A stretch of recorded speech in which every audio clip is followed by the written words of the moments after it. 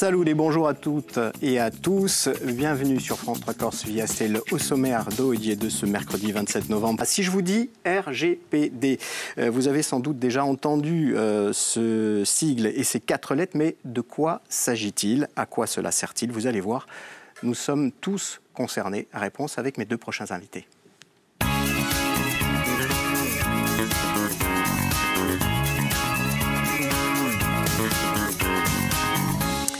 Ces invités sont face à moi. Tout d'abord, Brice Duberger, bonjour. Bonjour. Vous êtes chargé des activités liées à la protection des données à France Travail. Je viens de donner quelques éléments de réponse sur ce fameux RGPD. Et puis depuis Bastia, Boris Brunel. Bonjour Boris, qui intervient tous les mardis pour nous parler de cybersécurité. Et Boris, vous intervenez aujourd'hui en qualité de cofondateur du cabinet CSM spécialisé dans la cybersécurité. Brice Duberger, tout d'abord, qu'est-ce que c'est que le RGPD ? Donc le RGPD, c'est le Règlement général sur la protection des données. C'est une loi européenne qui a été mise en place le 25 mai 2018 et qui vise à protéger toutes les données des personnes qui résident dans l'Union européenne. Alors pour quelle raison est-ce que c'est important pour les entreprises de mettre en œuvre cette réglementation ? C'est important pour se mettre en conformité vis-à-vis de ce règlement général, mais surtout pour protéger les données des personnes qui les collectent, qui stockent et qui traitent au quotidien. Quelles sont les obligations pour les chefs d'entreprise ? Ça se traduit par quoi Ça se traduit par quoi ? Déjà de nommer un DPD, donc un délégué à la protection des données. Il peut être nommé à l'interne, mais aussi bien à l'externe. Ils doivent posséder aussi un registre des traitements qu'ils ont au sein de leur entreprise. Ils doivent aussi avoir un document qui permet de recenser toutes les violations de données qu'ils auraient pu avoir dans leur entreprise. Donc c'est tous les signalements qu'ils doivent faire auprès de la CNIL. Et après, il y a des différents éléments, justement, les différents droits d'accès qu'ont justement leurs différents usagers pour accéder à leurs données personnelles. Justement, comment on fait pour garantir cette sécurité des données personnelles ? Comment on fait pour la garantir, cette sécurité ? Il y a différents modes de traitement, il y a des conventions qui peuvent être mises en place, il y a des procédures informatiques aussi, qu'on analyse en amont de tout échange de données qui peut être effectué avec des partenaires. Boris Brunel, comment peut-on être sûr qu'une entreprise applique bien cette réglementation du RGPD ?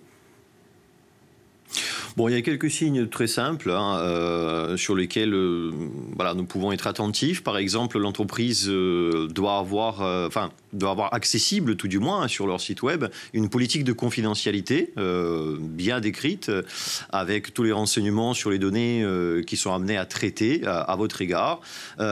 Si cette entreprise également vous demande le consentement avant de traiter vos données personnelles, typiquement, vous remplissez un formulaire. Si en bas de ce formulaire, il n'y a pas de mention obligatoire par le RGPD et donc du coup par la CNIL sur le traitement qui vont subir vos données personnelles, sur leur stockage, sur la durée de conservation. Donc ça peut être un signe très important. Et pour finir, vous devez avoir une facilité d'accès et de rectification à vos données avec un numéro de téléphone ou un mail de contact très clair, justement, du responsable de la protection de données personnelles de l'organisme. Pour donner un exemple, est-ce que lorsque, par exemple, je me rends sur un site internet et qu'on me propose de cliquer sur le « OK », je refuse, j'accepte, etc., ça s'inscrit dans le cadre de ce RGPD ? Tout à fait. C'est ce qui vaut consentement. Oui, tout à fait, oui. Boris, est-ce que c'est compliqué à mettre en œuvre le RGPD, puisque vous participez avec votre cabinet à son développement ? Tout à fait, oui. C'est une bonne part du travail de notre cabinet. Alors, ça fait partie de la sécurité des données, donc c'est un sujet sur lequel nous travaillons naturellement. Est-ce que c'est compliqué ? Et oui et non, effectivement, si c'est une entreprise qui commence à avoir une certaine taille, un organisme qui commence à avoir une certaine taille, c'est pas simple d'en faire la cartographie, d'en rédiger les chartes en termes juridiques, et bien respectueuses de la loi. Ce n'est pas toujours simple. Maintenant, pour un petit organisme, l'obligation est de cartographier quand même les données, de tenir un registre de traitement et de faire attention vraiment à la sécurité de ces données que nous utilisons.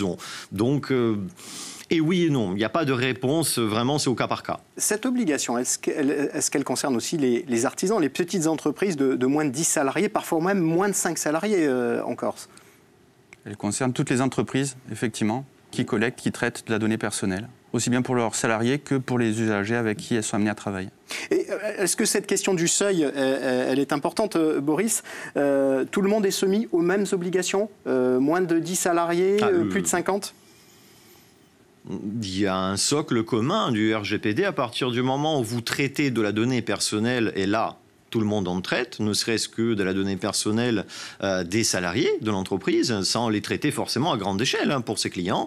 À partir de ce moment-là, nous sommes évidemment dépendants du RGPD. Et donc, c'est un socle commun qui est extrêmement large et il adresse absolument tous les organismes et toutes les entreprises.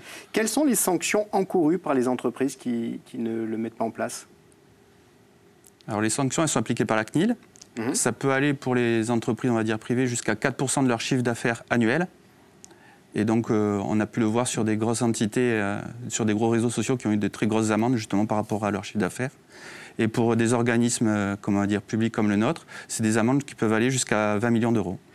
Boris, est-ce qu'aujourd'hui, les chefs d'entreprise encore sont suffisamment sensibilisés à ce RGPD et est-ce que vous avez le sentiment qu'au-delà de l'obligation, c'est bien pris en compte? Alors, ça dépend des secteurs. Tout dépend des secteurs. Notamment, nous avons énormément de clients dans le secteur de la santé qui forcément sont emparés du sujet parce qu'ils traitent des données extrêmement sensibles. Et donc là, nous n'avons pas de problème de sensibilisation des dirigeants.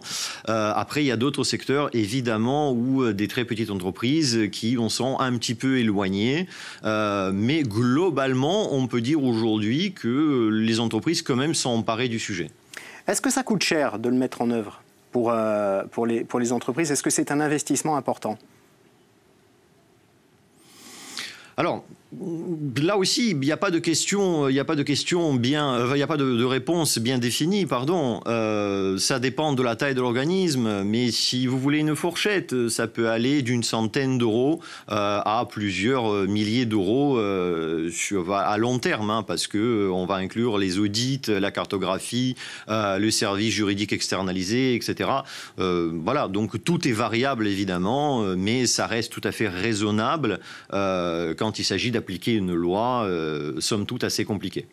Brice ? Après, si des entreprises n'ont pas justement les moyens, ils peuvent aller directement sur le site de la CNIL, qui a justement des pas à pas, des MOOC justement pour se former, se sensibiliser, et justement pour pouvoir se mettre en conformité vis-à-vis de ce règlement général. Ça fait partie des outils justement qui sont disponibles pour pouvoir faciliter la mise en œuvre de ce RGPD. Est-ce qu'il y en a d'autres? Est-ce qu'il y a des formations possibles ou pas? Tout à fait, ces formations, comme je dis, celles de la CNIL, c'est des MOOC qui sont accessibles, qui sont gratuits, qui sont accessibles à tout le monde. Il y a l'ANSSI aussi, il y a différents organismes comme ça qui se sont emparés du sujet et qui accompagnent n'importe qui veut justement avoir de l'appétence à ce sujet-là.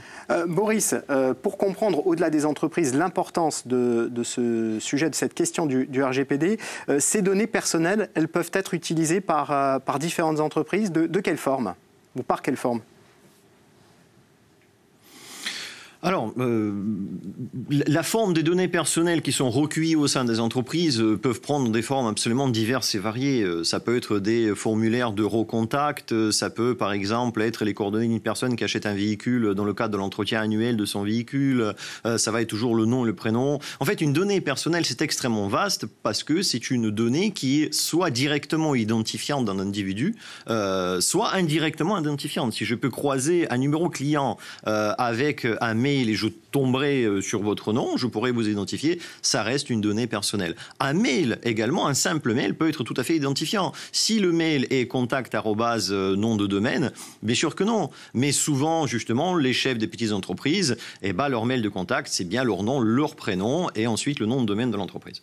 Merci beaucoup Boris Brunel pour toutes ces explications et ces éclairages. Merci à vous également Brice Duberger pour nous avoir expliqué l'importance de ce RGPD au quotidien. Boris, je dirais qu'encore une fois, il faut être vigilant au-delà de toutes ces obligations. Dans un instant, le premier rendez-vous avec l'actualité et tout de suite les nouvelles du temps. Bon appétit si vous êtes à table et on se retrouve demain midi.